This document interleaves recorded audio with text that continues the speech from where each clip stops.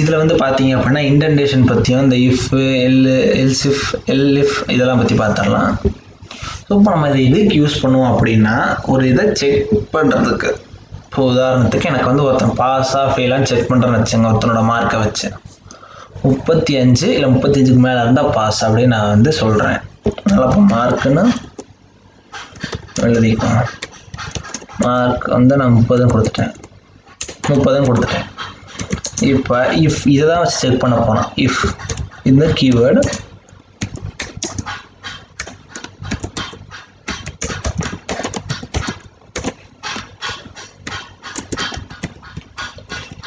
So பார்த்தீங்கன்னா if அதாவது இதை வச்சு தான் நம்ம செக் பண்ணணும். இந்த கீவேர்டு போட்டு தான் செக் பண்ண முடியும் நம்மளால்.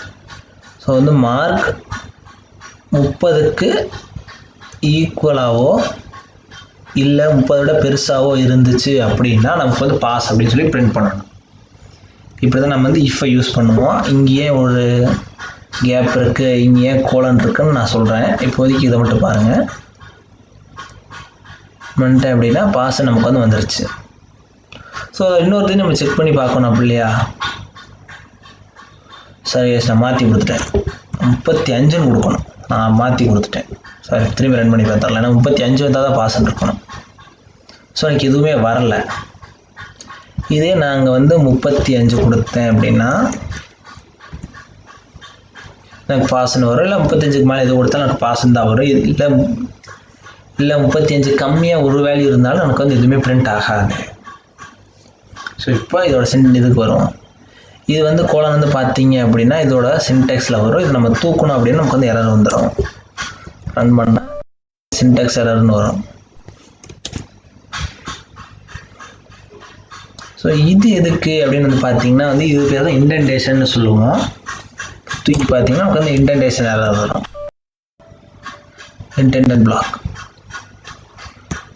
இது ஏன் இருக்குது அப்படின்னு பார்க்கணும் அப்படின்னா உங்களுக்கு வந்து நான் இன்னொரு பிரிண்ட் ஸ்டேட்மெண்ட் எழுதி காட்டினா தான் புரியும்.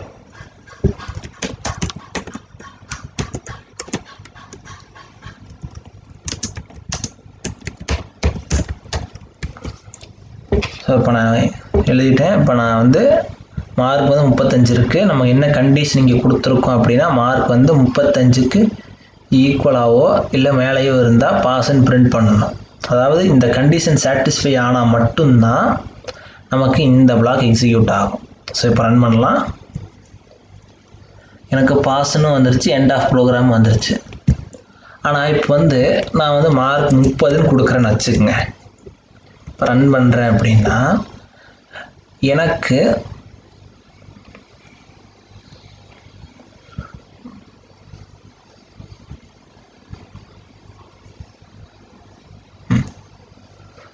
நான் கொடுத்து ரன் பண்ணால் எனக்கு வெறும் எண்ட் ஆஃப் ப்ரோக்ராம் மட்டும்தான் பிரிண்ட் ஆகிருக்கு. இது பிரிண்ட் ஆகலை. ஏன்னா முன்னாடி சொன்ன மாதிரி கண்டிஷன் சாட்டிஸ்ஃபை ஆனால் மட்டும்தான் நமக்கு இது எக்ஸிக்யூட் ஆகும்.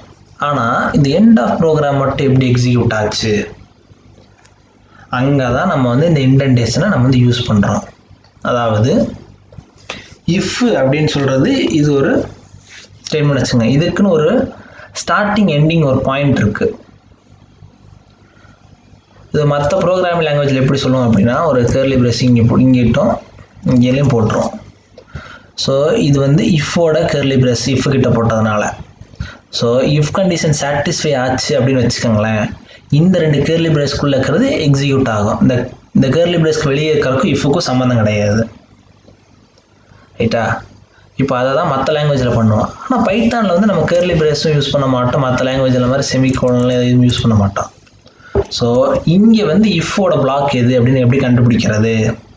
இந்த பிரிண்ட் வந்து இஃபோட பிளாக் அப்படின்னு எதை வச்சு கண்டுபிடிக்குது அப்படின்னா இங்கே நம்ம கொடுத்த இந்த ஸ்பேஸை வச்சு தான்.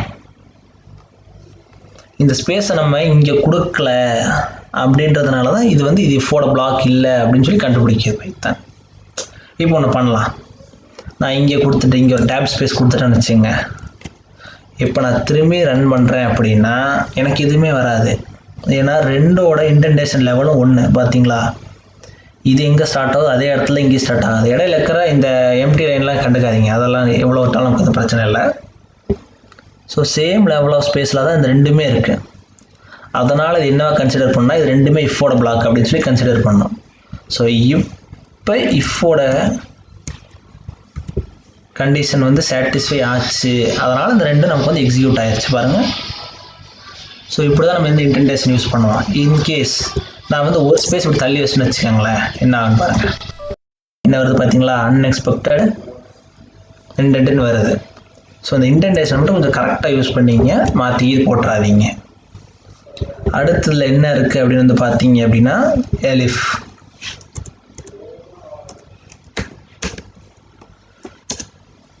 எலிஃபில் வந்து நம்ம வேறு மாதிரி செக் பண்ணலாமே. மார்க் 35 பாஸ்ன்னு போட்டுருவோம். மார்க் கிரேட்டர் தென்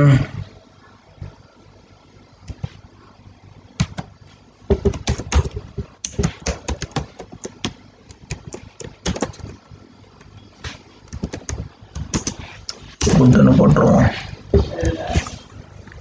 ஸோ இப்போ நாங்கள் என்ன கொடுத்துருக்கேன் அப்படின்னா, மார்க் வந்து 35க்கு ஈக்குவலாக இருந்துச்சு அப்படின்னா பாஸ்ன்னு பிரிண்ட் பண்ண சொல்லியிருக்கேன். இதே 35 விட அதிகமாக இருந்தால் தான் வந்து நமக்கு வந்து குட் அப்படின்னு சொல்லி பிரிண்ட் பண்ண சொல்லியிருக்கேன்.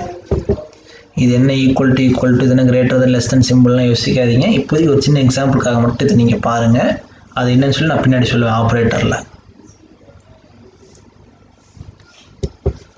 ஸோ இப்போ வந்து நான் இதை ரன் பண்ணுறேன் அப்படின்னா எனக்கு வந்து என்ன வரும், குட்னு வரும்.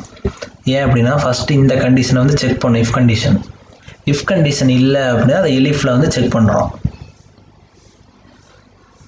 ஸோ இதே மாதிரி எலிஃபில் வந்து திரும்பி உங்களுக்கு வேணும் இன்னொரு எலிஃப் எழுதி அதுக்கு இன்னொரு கண்டிஷன் நீங்கள் எழுதிட்டே போனால் அது வந்து எலிஃப் லேட்டராக மாறிடும். ஸோ அவ்வளோதான். கடைசியாக பார்த்தீங்கன்னா வந்து எல்ஸ், அதுலேயே கோலன் மறக்காமல் வச்சுருங்க. அதாவது இந்த இஃப்பை செக் பண்ணோம், அடுத்து கண்டிஷன் சாட்டிஸ்ஃபைனா இஃப்பை பிரிண்ட் பண்ணணும், அடுத்து எலிஃபை செக் பண்ணோம், அதோட கண்டிஷன் ட்ரூனா பிரிண்ட் பண்ணி இல்லாட்டி விட்டுரும். இப்படியே மாறி மாறி வந்துட்டே இருக்குன்னு வச்சுக்கோங்களேன். கடைசியில் எந்த கண்டிஷனுமே சாட்டிஸ்ஃபை ஆகலை, இந்த ரெண்டு கண்டிஷனுமே நான் கொடுத்த கண்டிஷனில் சாட்டிஸ்ஃபை ஆகலை அப்படின்னா பிரிண்ட்டில் நான் சம்திங்னு கொடுக்குறேன்.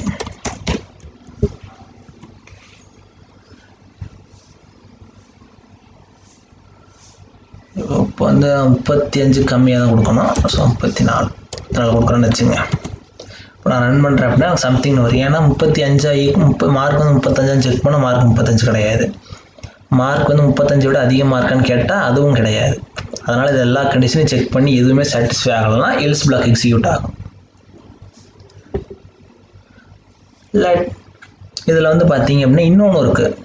என்ன அப்படின்னா வெறும் இஃப் எல்ஸ் கூட நீங்கள் எழுதலாம். வந்து நான் இப்போ போகிறேன் பாருங்க. மார்க் வந்து 35க்கு ஈக்குவலாகவோ இல்லை 35க்கு மேலே இருந்தால் பாஸ் இல்லை ஃபெயில். இவ்வளோ தானே நம்ம டிஃபால்ட்டாக எழுதுறது. ஸோ அதையே போட்டுப்போம். மார்க் வந்து இப்போ 34, எனக்கு வந்து ஃபெயிலு அப்படின்னு சொல்லி பிரிண்ட் ஆகும். ஸோ நீங்கள் வந்து வெறும் இஃப்பை மட்டுமே நீங்கள் யூஸ் பண்ணிக்கலாம் வேணா, இல்லை இஃப் எலிஃப் மட்டும் யூஸ் பண்ணிக்கலாம், இல்லை இஃப் எலிஃப் எல்ஸ் யூஸ் பண்ணிக்கலாம், இல்லை வெறும் இஃப் எல்ஸையும் யூஸ் பண்ணிக்கலாம்.